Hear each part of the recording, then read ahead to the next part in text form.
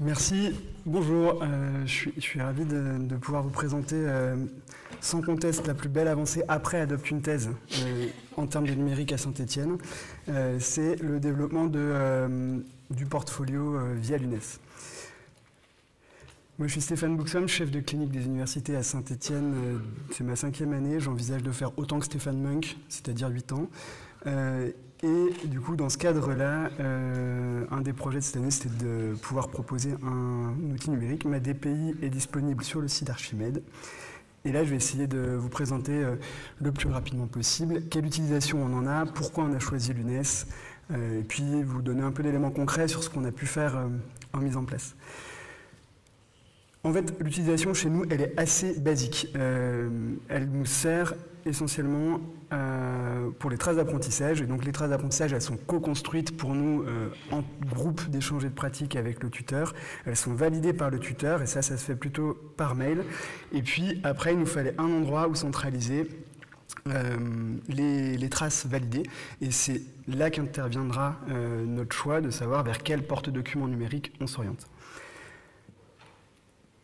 Alors, on avait une très très vieille plateforme qui s'appelle Cloudline Connect, qui était très moche et très pas pratique, et qui s'est arrêtée il y a 2 ans. Et pendant 1 an, on n'avait aucune plateforme de dépôt, donc pour les jurys de phase qui, chez nous, relisent l'ensemble des traces d'apprentissage des étudiants qui passent devant le jury. En gros, on fonctionne par groupe de GEP de 13 à 14 étudiants. Et un jury, c'est le tuteur. En première année, un des membres du DMG. Et en dernière phase, il y a un membre du DMG, un tuteur, enfin le tuteur du groupe et un MSU.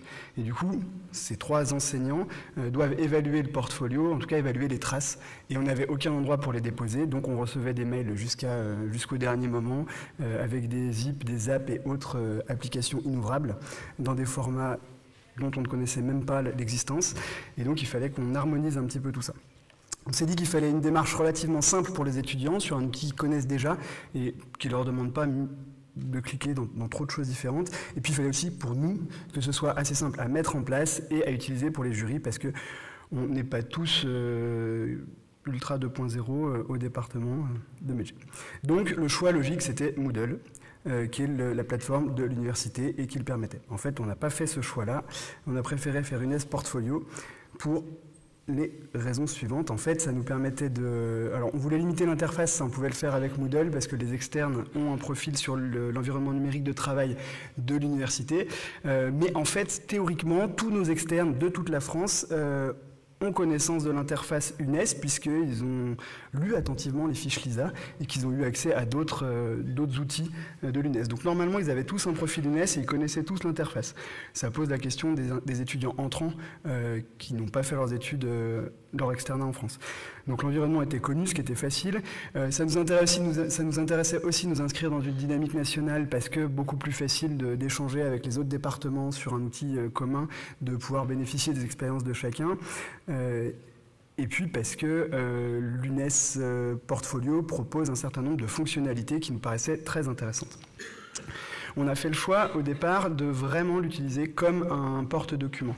Donc concrètement pour l'étudiant, il se connecte à UNES Portfolio, il arrive sur une interface où il a son groupe de GEP. S'il clique sur l'onglet groupe, il a son groupe de GEP.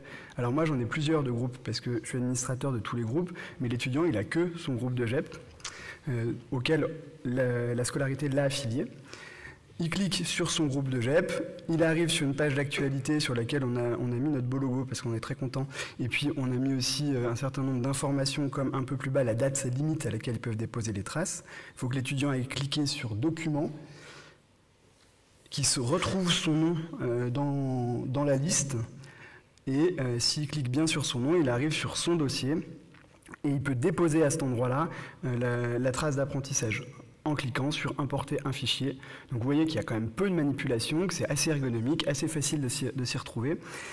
Et on leur a fait évidemment un tutoriel avec capture d'écran par capture d'écran pour les amener à ça. Donc l'avantage pour eux, c'est qu'ils ont toutes leurs traces RSCA, traces écrites d'apprentissage centralisées au même moment sur un truc assez simple. et facile, avec de nombreux formats acceptés. Notre plateforme précédente n'acceptait que les PDF. Là, ils peuvent mettre PDF, Word, ODT, enfin, c'est assez facile.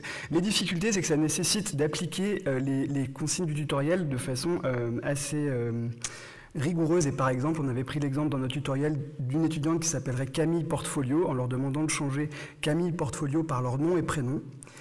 Et peut-être qu'à Saint-Étienne, on a beaucoup de membres de la famille Portfolio, mais on avait beaucoup d'internes qui s'appelaient Kevin Portfolio. Bon, voilà, on a corrigé. Mais donc, du coup, il y a une nécessité d'appliquer les consignes. Et puis, un des autres pièges qu'on a eu, c'est qu'on en a quelques-uns qui ont déposé leurs traces, non pas dans les documents du groupe, mais dans leurs documents. Et c'est important parce qu'en fait, le portfolio est un espace individuel.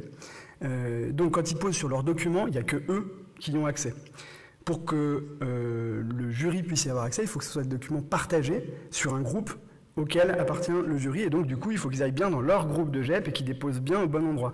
On a eu un certain nombre d'étudiants qui pensaient avoir déposé dans les bonnes deadlines, mais qui en fait n'avaient pas du tout déposé au bon endroit, donc le jury n'y avait pas accès.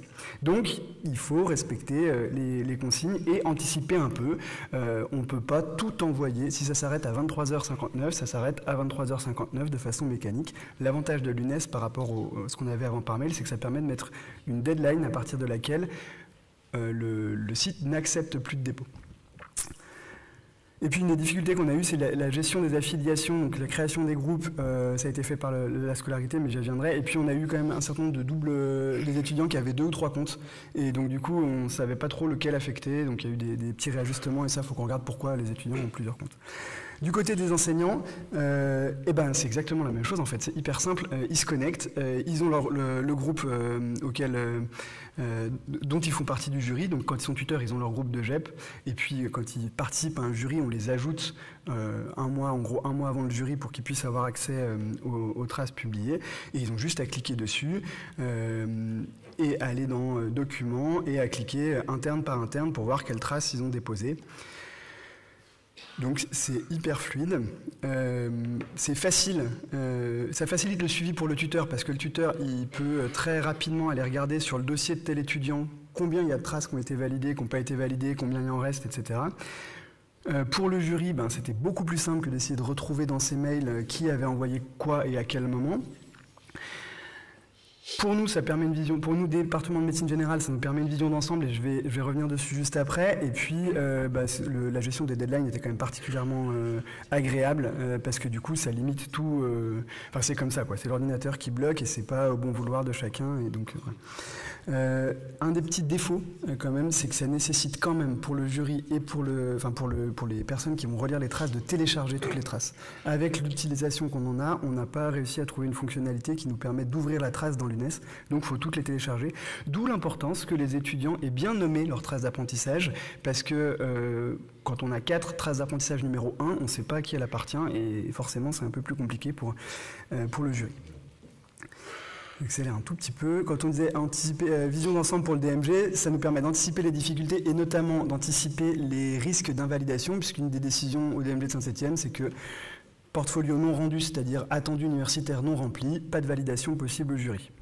Sauf exception, etc. etc. Mais normalement, en tout cas, c'est la règle et ça nous permettait de voir quels étaient assez en amont, quels étaient les portfolios qui risquaient d'être problématiques ou pas. On a essayé d'utiliser aussi le logiciel anti-plagiat Compilatio. Ça ne marche pas, Compilatio.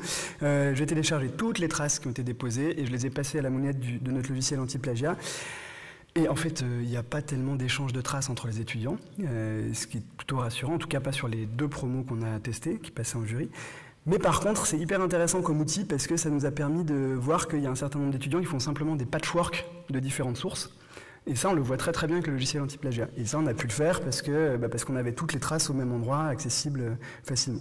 Ça permet un suivi pédagogique individualisé pour le tuteur, on l'a parlé, on peut éventuellement imaginer d'autres analyses de data. Et puis, en fait, il y a plein de choses qu'on peut faire avec le fait d'avoir accès très facilement à l'ensemble des traces de tous les étudiants et à l'évolution de chacun des groupes de GEP.